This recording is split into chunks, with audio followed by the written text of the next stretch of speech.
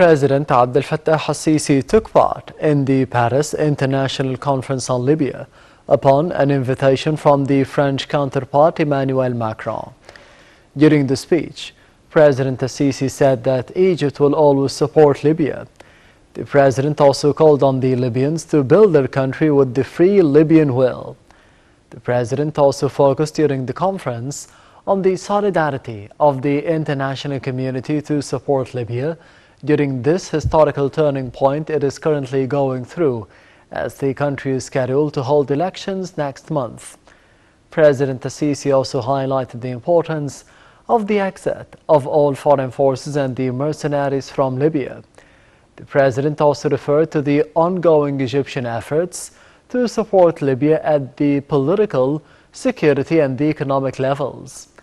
President al-Sisi also said that restoring stability in Libya requires the achievement of a comprehensive reconciliation in the country. The final communiqué of the conference called for a free and fair election in Libya in December.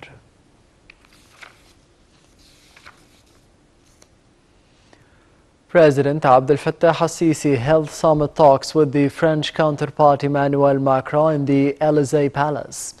The two leaders discussed a number of files, including the bilateral ties, as well as the regional and the international issues of mutual concern. During the meeting, President al-Sisi hailed the distinguished strategic ties that bind Egypt and Paris in different domains, especially in the military, economic and the commercial fields.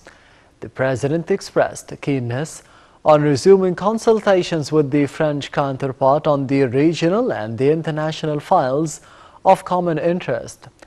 President al-Sisi also praised the fruitful results of the mutual visits between both countries, last of which the visit of Prime Minister Dr. Mustafa Madbouli to Paris, where he met with a number of representatives of mega French companies and discussed with them the promising investment opportunities in Egypt. For his part, Macron stressed the country's keenness to support the Egyptian ambitious measures taken to realize the sustainable development and boost investment. The two leaders also tackled ways to enhance cooperation in fighting terrorism, supporting the United Nations peace operations, as well as boosting the Euromed cooperation in light of the current challenges facing the region. President al-Sisi also held separate talks with the French Prime Minister Jean Castex. The talks covered the bilateral relations, increasing the French investments, as well as the work of the French companies in Egypt, especially in the fields of infrastructure in the framework of the Decent Life Initiative to develop the Egyptian villages.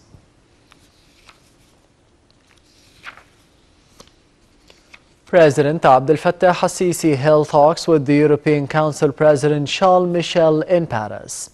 During the meeting, President al-Sisi asserted that the European Union has a key status in the framework of the Egyptian foreign policy, adding that the relations are based on mutual respect.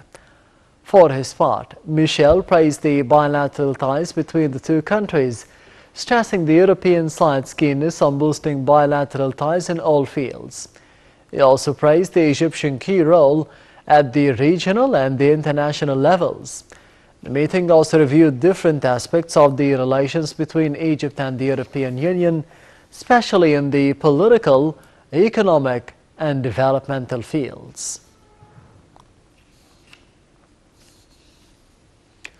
President Abdel Fattah al-Sisi received the Tunisian Prime Minister Najla Bouden in Paris. During the meeting, the president reiterated the Egyptian full support to Tunisia and the Tunisian President Kais Said's efforts to achieve stability and development in the country.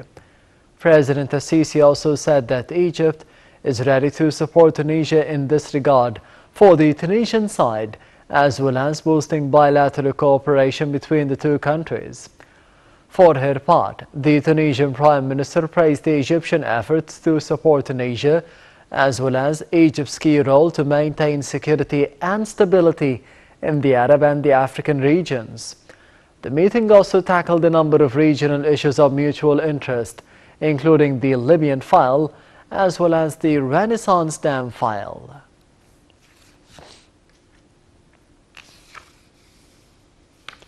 President Abdel Fattah al-Sisi received the French Minister of Economy and Finance Bruno Le Maire in Paris.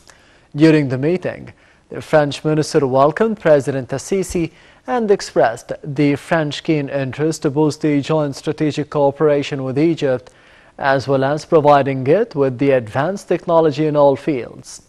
He also stressed the French keen interest to encourage the French companies to operate and invest in the Egyptian market, highlighting the positive economic developments that took place in Egypt during the past period.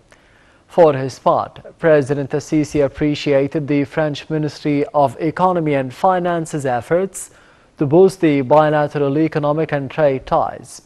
The president said that Egypt is looking forward to a partnership with France in various national mega projects such as the railways, health, education, energy, and the artificial intelligence. President al-Sisi also said that Egypt is looking forward to encouraging the joint strategic partnership between the two sides.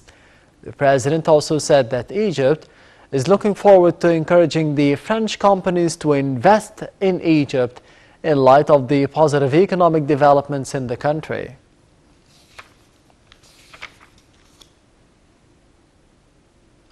President Abdel Fattah al-Sisi participated in the UNESCO celebration marking 75 years of establishing the UN body. The head of state addressed the gathering, and here is the full speech. Oh God, most gracious and merciful, Your Excellencies, ladies the General Director of the UNESCO organization, ladies and gentlemen, allow me to express my pleasure to be here with you in a very special event of passing 75 years in the establishment of the UNESCO. It is an occasion that has a special nature that represented the ovation of the world of the role of the organization since its establishment to maintain the heritage, culture, and the collective memory of the humanity. In addition to its work in supporting education, fostering science and technology, and spread the knowledge and the moral values throughout the world, and I wish to congratulate the General Director, ma'am, to be re-elected for the second term, wishing her all the best of her mission, ladies and gentlemen. Egypt is proud to be the founding states of the organization of UNESCO. Its relationship has developed throughout decades to be the role model of constructive cooperation throughout all arenas. The project of cooperation with the UNESCO to maintain and save the Temple of Abu Simbel and to fail the Blake or island to be from drowning throughout the decades, one of the most manifestations of cooperation that representing a very important experiment of the history and their path in maintaining the world heritage. Since then, Egypt is keen to cooperate continuously to support the organization by registering all the heritage on the world list, and Egypt is paying great attention to effectively participate in the activities, their programs in different arenas.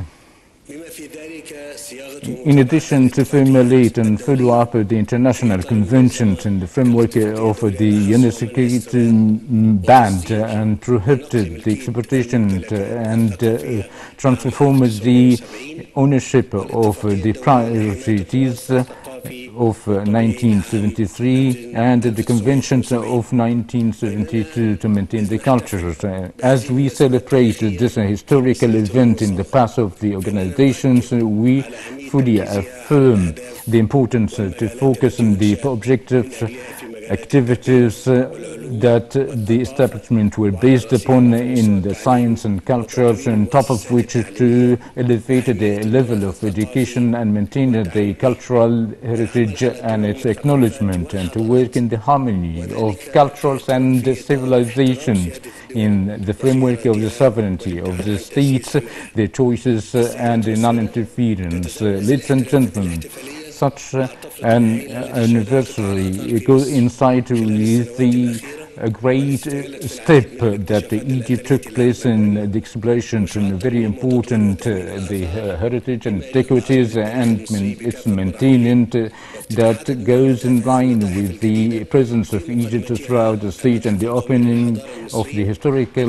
museum, on top of which the great one that everyone followed as Egypt is going to provide to the whole world the grand museum that represents one of the most world museums, the most enrichful, as well as the Egyptian capitals museum in the new administrative capitals, and a lot to be the path and the provision of the inheritance and the diversity of civilization to the whole world. Ladies and gentlemen, once again, I congratulate the university of its anniversary of 75 years on its establishment, looking forward to foster the cultural cooperation as an extension of the partnership of throughout decades that we look forward to foster as its noble objectives in serving cultural science. President Abdel Fattah al-Sisi received a phone call from the British Prime Minister Boris Johnson on the latest developments of the negotiations in the framework of the COP26 summit on climate change. During the phone call, Johnson briefed President al-Sisi on Britain's vision on concluding the summit with the positive outcome in the framework of the Egyptian-British coordination on the climate files. The talks also touched on means of benefiting from the current summit in the coming months in preparation for the Egyptian presidency of the upcoming COP27, which is due to be held in November 2022. For his part, President al-Sisi reiterated the Egyptian support to Britain in all files, as well as the keen interest in the joint work ahead of the next climate summit.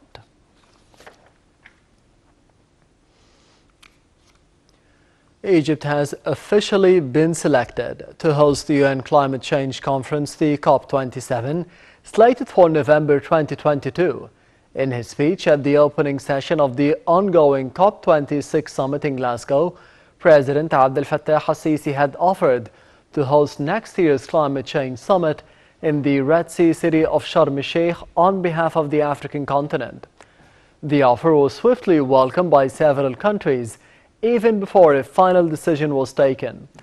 On Thursday, Minister of Environment Dr. Yasmin Fouad thanked the representatives of the fellow African states and the NGOs at the COP26 summit for endorsing the Egyptian proposal.